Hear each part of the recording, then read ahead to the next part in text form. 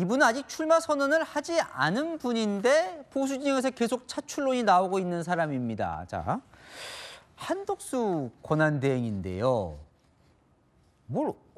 왜 자꾸 불러내는 건? 저는 사실 뭐 출마하겠다고 얘기하지 않은 분에 대해서 코멘트하는 거를 예. 굉장히 저는 뭐 싫어하는데 예. 현실적으로 어려울 겁니다. 그러니까 우선 명분이 없고 출마가 어려울 거다. 명분이 없고 시간이 없고 승산이 없는 상황에서 평생을 공무원만 했던 분인데 또 네. 반기문 전 총장, 예. 그다음에 뭐 그 전에도 고건 총리, 뭐 김황식 그 총리 이런 분들이 다 정원식 총리 이런 분들이 다 선거에 도전했습니다만 잘 안 되거든요. 이 선거라고 하는 건 이 굉장히 험악한 그런 건데 그 대중적으로 대중들과 아주 그냥 딱 밀착해서 하는 건데 그게 훈련 안 된 분들은 그 견디기가 되게 어렵고 지금 그 난맥상 국민의힘 난맥상을 보여주는 것이 지금 이번 대통령 선거 2007년하고 매우 비슷한데 대통령의 지지율이 급락하고 여권은 분열해 있고 그 중에 또 하나가 범여권이란 말이 있었어요. 원래는 여당이 있고 범야권이 있는 겁니다. 보통 야권은 흩어져 있으니까. 그렇죠. 근데 지금은 그때는 야당이 있고 한나라당이라는 야당이 있고 범여권이란 말이 나오게 된 것은 고건 총리가 움직이고 또 뭐 문국현 후보가 움직이고 이게 다 이걸 범여권이라고 그러는 거거든요. 지금 또 그런 거죠. 국민의힘이라는 당이 있는데 내각에 있는 한덕수 총리 또 바깥에 있는 개혁신당의 이준석 후보까지를 이걸 범여권이라고 얘기하잖아요. 이게 이제 그때하고 굉장히 2007년도하고 비슷한 건데 그러니까 분열돼 있다 이거죠.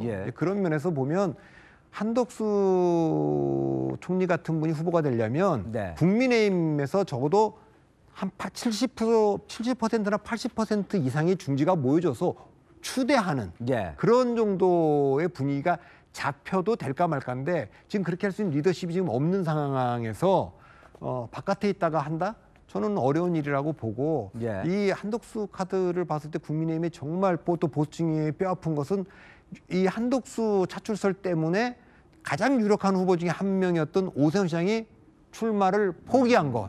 그것이 경선판을 마이너리그로 만들었고 또 승산, 이재명 대표랑 하살통일 하살이 많을수록 유리한데 강력한 하살이었는데 그것을 그냥 수술 꺾어버린 그렇게 된 게 아닌가 저는 봅니다. 그런데 저번 이제 윤 대표님이 시대 정신으로 위기 극복 얘기를 하셨는데 이제 한덕수 대행 얘기 나오는 거는 이 위기 상황에서 경륜 많고 그죠? 다양한 뭐 행정 경험 이보다 많은 후보가 있느냐 이러면서 이제 나오는 것 같거든요.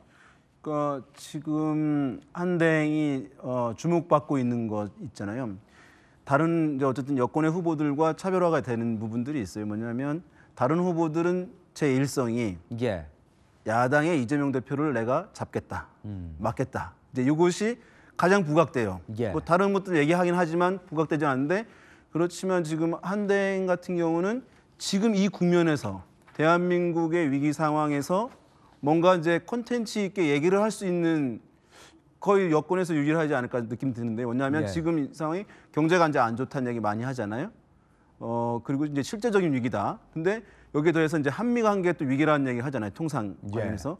이 두 가지가 같이 덧붙여서 위기인 경우가 흔치 않았다고 보여져요. 근데 이 두 가지를 대선 거론되고 있는 인물 중에서 자신 있게 할 수 있는 유일한 인물이거든요.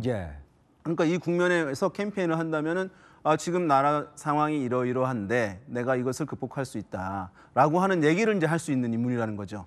단순히 야당의 이재명 후보를 잡겠다라고 하는 거를 넘어서 그러면서 저는 이제 좀 주목받는 측면이 있다고 보여져요. 그래서 저는 경쟁력이 일정 부분 있다고 보고 지금 이제 경선에는 참여를 하지 않고 있는데 계속해서 이제 일정 수준의 경쟁력을 유지하면서 문제 어떤 대행으로서 성과를 하나 보여준다고 한다면 그 성과를 갖고 나올 가능성이 여전히 있다고 생각됩니다. 만약에 이제 야권에서 탄핵을 추진했다. 그래서 소추안이 의결됐다고 해서 저는 그랬으면 바로 출마했을 거라고 보거든요. 근데 그것이 아마도 이제 야권에서 미뤄지면서 시간이 이제 지나가긴 했는데 만약에 성과를 좀 가지고 있고 여당의 이제 후보가 야당의 유력 후보와 계속 격차를 보인다라고 한다면 다시 어쨌든 소환돼서 유력하게 뭔가 이제 단일화든 이런 흐름 이제 만들어질 가능성은 높지 않나 이렇게 판단하고 있습니다. 저는 세 가지 면에서 좀 어렵다고 보는데 첫째, 한덕수 총리는 윤석열 정부 총리입니다.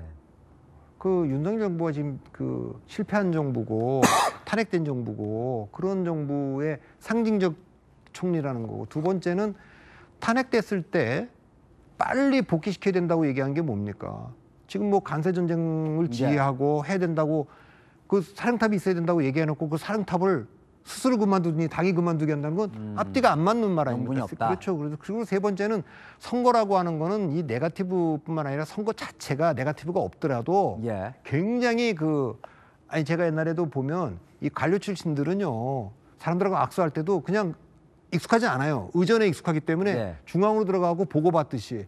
사실은 이거 가면은 바깥에 저 뒤에 안 보이는 분한테 제일 먼저 가서 악수하고 이게 익숙하지 않거든요. 그러니까 반기문 총장이 와서 적응되지 않는 걸 하다가 금방 급락한 것처럼 저는 그럴 가능성이 있기 때문에 현실적이지 않은 카드다. 그러니까 저도 그 생각인 게요.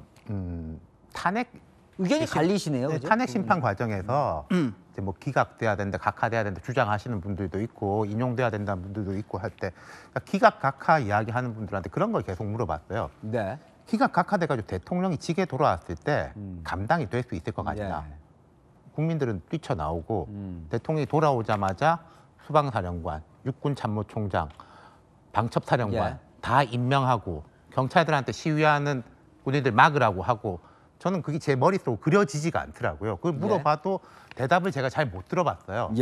만약에 한덕수 대행이 한 5월 3일이라고 합니까? 5월 3일 지금 한 18일밖에 안 남았는데 나온다고 하면은 이 국민의힘은 제가 볼 때는 바로 어떻게 되냐면은 이 나라를 2번 버린 당이 되는 거거든요.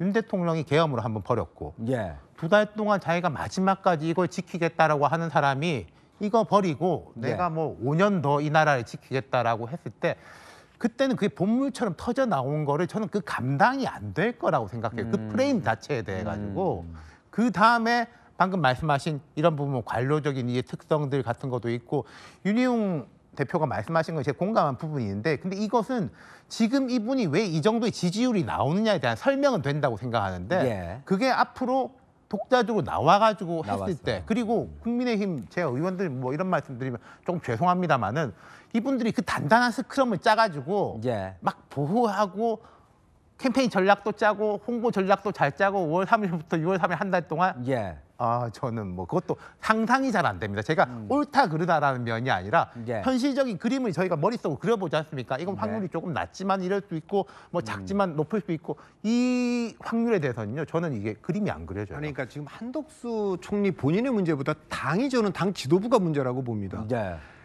2021년 4월 7일 서울시장 보궐선거 있을 당시에 가장 유력한 후보, 강력한 후보는 국민의당 안철수 후보예요. 바깥에 있는. 그럼 뭐 또 그때 그 당내에서도 막 추대 분위기도 있고 뭐 다 여론조사에서 압도적 1등으로 나오고 그랬죠. 근데 김종인 위원장이 뭐라 그랬습니까? 들어와라. 들어와서 경선에 참여할 때만 인정해준다. 들어오라 그랬잖아요. 강력하게 리더십을 하려. 그리고 자당 후보인 뭐 오세훈, 나경원을 막 띄워서 결국 오세훈 시장 당선시켰지 않습니까? 근데 지금은요, 지도부들이 아니 지금 어떻게 연판장을 돌리고 현역 의원들이 바깥에 있는 사람 추대를 하겠다 그러고, 또 시장도 지금 5월 3일 날까지 경선 끝낸다 그랬는데 시장이든 도지사든 누구도 그만두지 말고 자리 지키고 경선 참여해라. 우리 그 전에 끝낸다 해도 지금 홍준표 시장 이미 던지고 나왔잖아요. 그러니까 아무런 리더십이 지금 작동하지 않고 있는 거예요. 그러니까 한덕수 총리만 자체만 보면 호남 출신이라 뭐 지역 통합 얘기 나오고, 그다음에 DJ 노무현 때도 고위직을 했기 때문에 이거 이념에도 좀 벗어나 있고, 이런 것들은 좀 매력적인 대통령의 자격이라고 볼 수 있지 않습니까? 제가 이 이야기를 하고 싶은 게요. 이것도 나오면 확 달라질 게, 지금 국민의 김문수 후보부터 무슨 빅텐트 이런 이야기 하지 않습니까? 근데 이분들이 이제 한동훈한테는 탄핵 찬성했으니까 안 돼. 라고 하는데, 그럼 이준석 또 누가 있습니까? 뭐 그 본인의 의지하고 상관없이 김부겸, 이낙연 이분들은 훨씬 더 한 분들이에요. 그거는 되고, 그럼 한덕수 총리도 이 뭐 호남이면 뭐 좌파, 친중이면 좌파 하면서 이게 뭔가 앞뒤가 안 맞고, 이게 한덕수 대행이 뜨는 거는 원인이자 결과인데 무슨 말씀이냐면은 국민의힘이 뭐가 잘 안 돌아가니까 뜨는 거고, 뜨니까 또 안 돌아가는 거고, 악순환의 쳇바퀴를 걸고 있는 거죠. 저는 왜 본인이 이야기 안 하나 모르겠어요. 어쨌든 한덕수 차출설이 결국 국민의힘 경선판을 마이너리그로 만들었고 강력한 후보인 오세훈의 불출마를 갖고 왔다는 면에서 전 지도부가 책임을 져야 된다고 생각합니다. 이게 이제 저는 한덕수 대행의 대선 주자 지지율 좀 더 올라갈 가능성이 이제 있다고 보이는데요. 왜냐하면은 어쨌든 주목을 받고 있고 이제 미디어에서 이렇게 보도를 많이 하잖아요. 일반 유권자들은 그 정치인 따라다니면서 이제 보는 게 아니기 때문에 미디어를 통해서 이제 듣는 정보를 습득하는 거잖아요.